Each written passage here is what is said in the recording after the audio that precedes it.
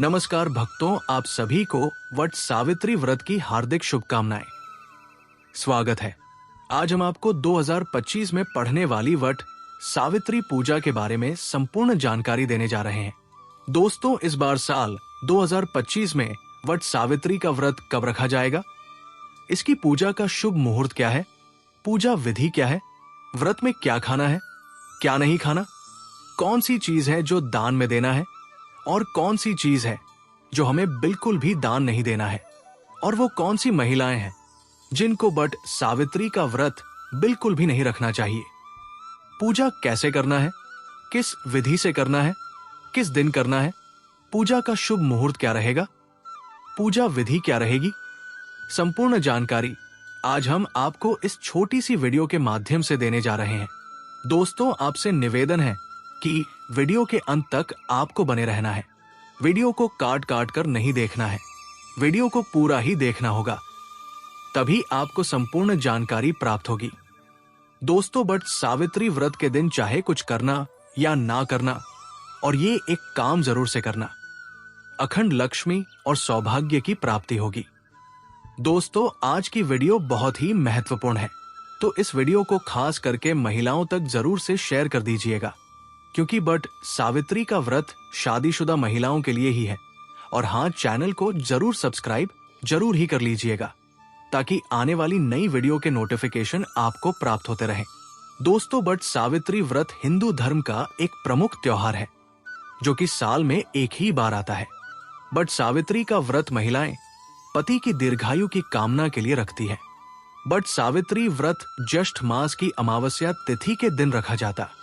आज इस वीडियो में जानेंगे बट सावित्री व्रत कैसे करें, नहाए खाए से लेकर पारण तक की संपूर्ण जानकारी।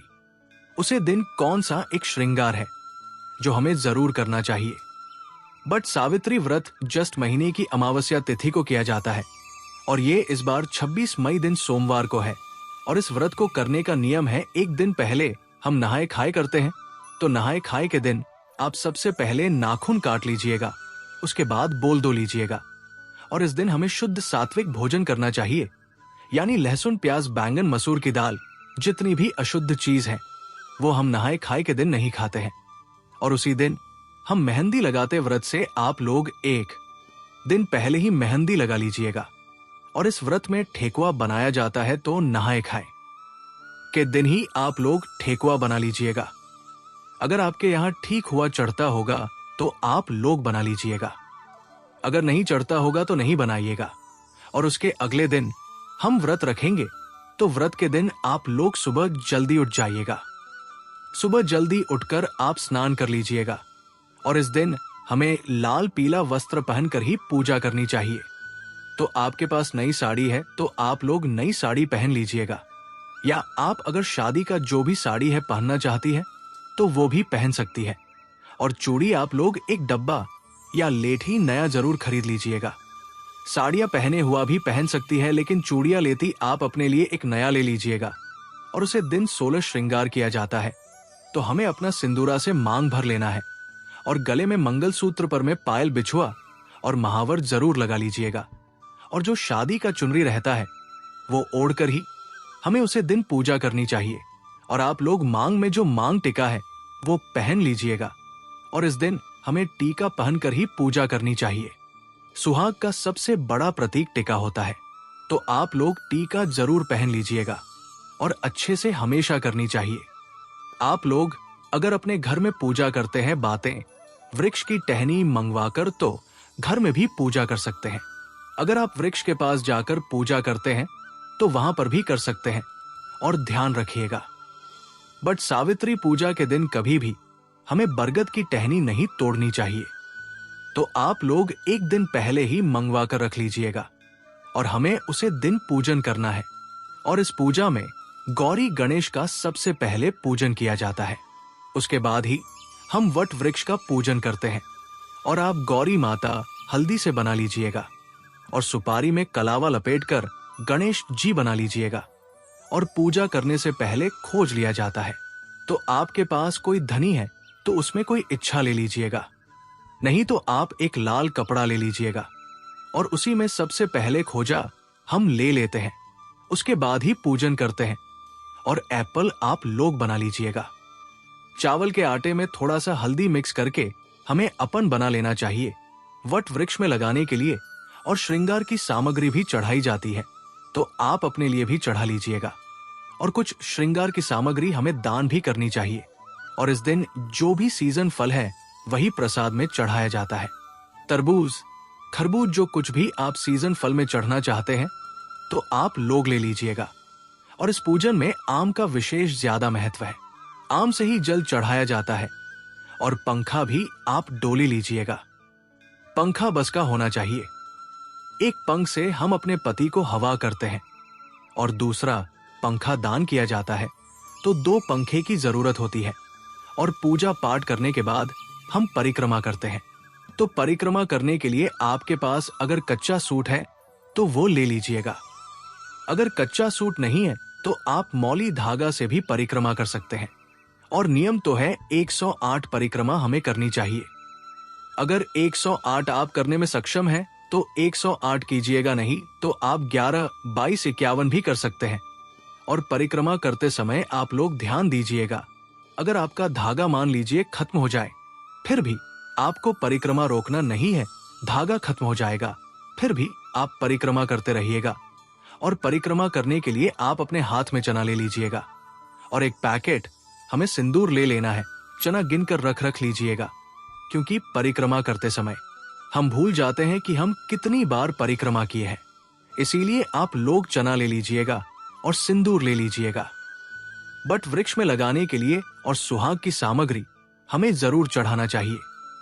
तो आप सुहाग की सामग्री में चूड़ी, सिंदूर, बिंदी ये भी चढ़ा सकते हैं। और मान लीजिए 16 श्रृंगार की सामग्री चढ़ाना चाहते हैं तो वो भी चढ़ा सकते हैं।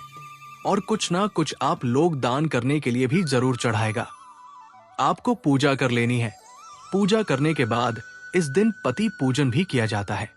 तो आप लोग जब पूजा कर लीजिएगा घर आइएगा।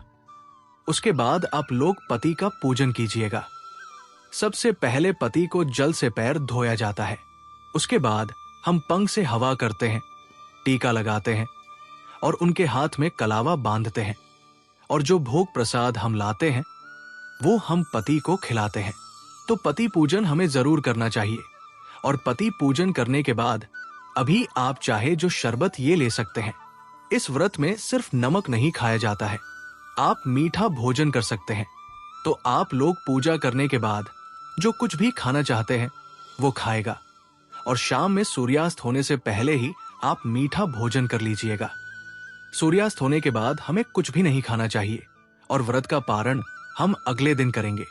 और इस बार बट सावित्री व्रत 26वें दिन सोमवार को है और नहाए खाए 25वें दिन रविवार को है। और व्रत का पारण हम 69वें दिन मंगलवार को करेंगे। और जो लोग पहली बार वट सावित्री व्रत करना चाहती हैं वो कर सकती है। इस बार कोई मलमास अधिक मास नहीं है। तो अगर आप लोग व्रत उठाना चाहते हैं तो आप लोग व्रत जरूर उठा लीजिएगा।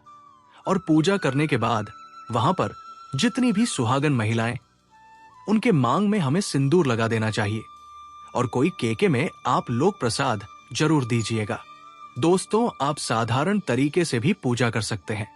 इस दिन पूजा के लिए आपको सबसे पहले पूजा के दिन टोकरी में रेत भरकर ब्रह्मा की मूर्ति स्थापित करें तथा वहां परसों में सावित्री की मूर्ति स्थापित करनी चाहिए।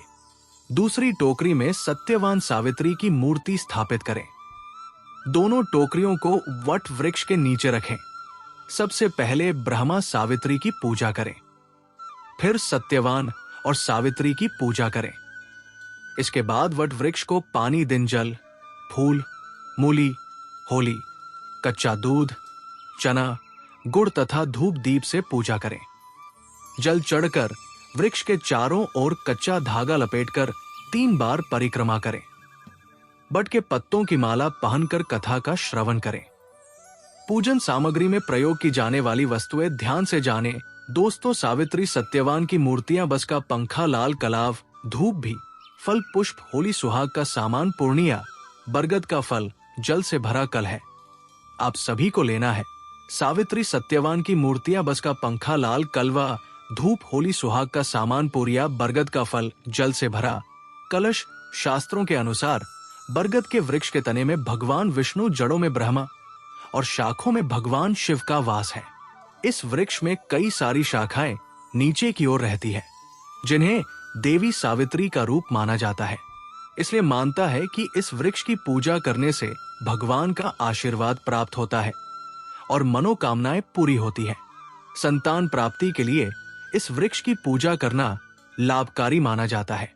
मानता है कि ज्येष्ठ मास की अमावस्या तिथि के दिन वट वृक्ष की छाव में देवी सावित्री ने अपने पति की पूर्ण जीवित किया था। वृक्ष की पूजा की जाने लगी।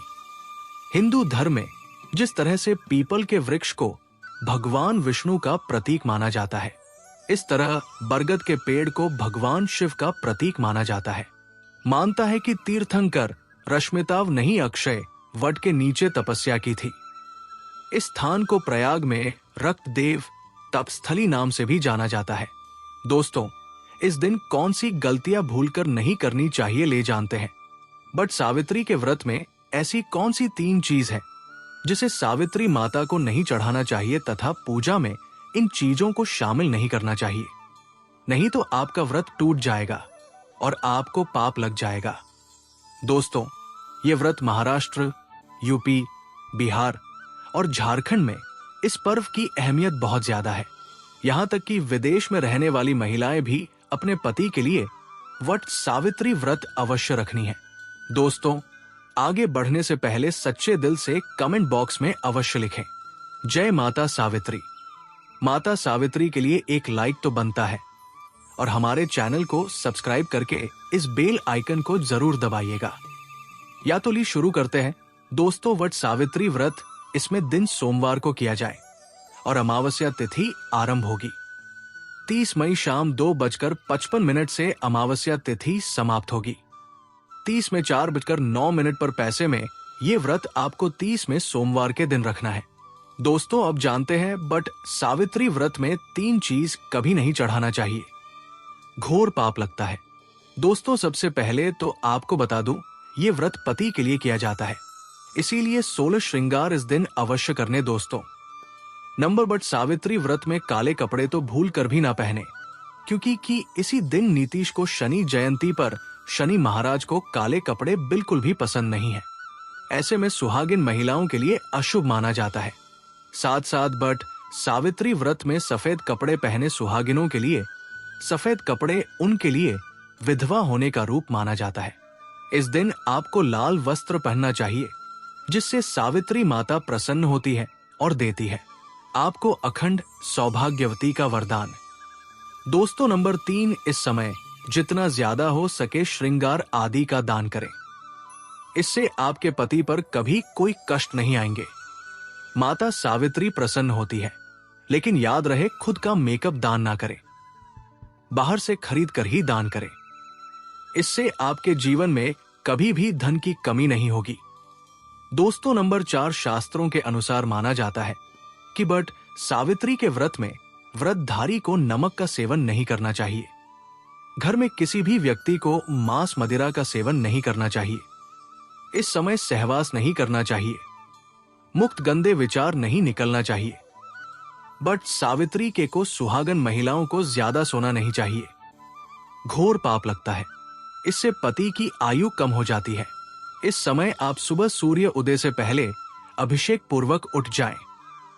माता सावित्री होती है प्रसन्न। दोस्तों, नंबर 5, शास्त्रों के अनुसार माना जाता है कि कम से कम विहाट सावित्री तथा करवा चौथ वाले दिन या जो अपने पति के लिए व्रत रखा है, उसे दिन आप जितना ज्यादा हो सके मांग में सिंदूर थोड़ा लंबा लगे। इससे पति की आयु बढ़ती है और आपकी खूबसूरती देख माता रानी प्रसन्न होती है और देती है अखंड सौभाग्यवती का वरदान। बट सावित्री के दिन मांग में थोड़ा सिंदूर लंबा होना चाहिए। मांग में ज्यादा से ज्यादा सिंदूर भरना चाहिए।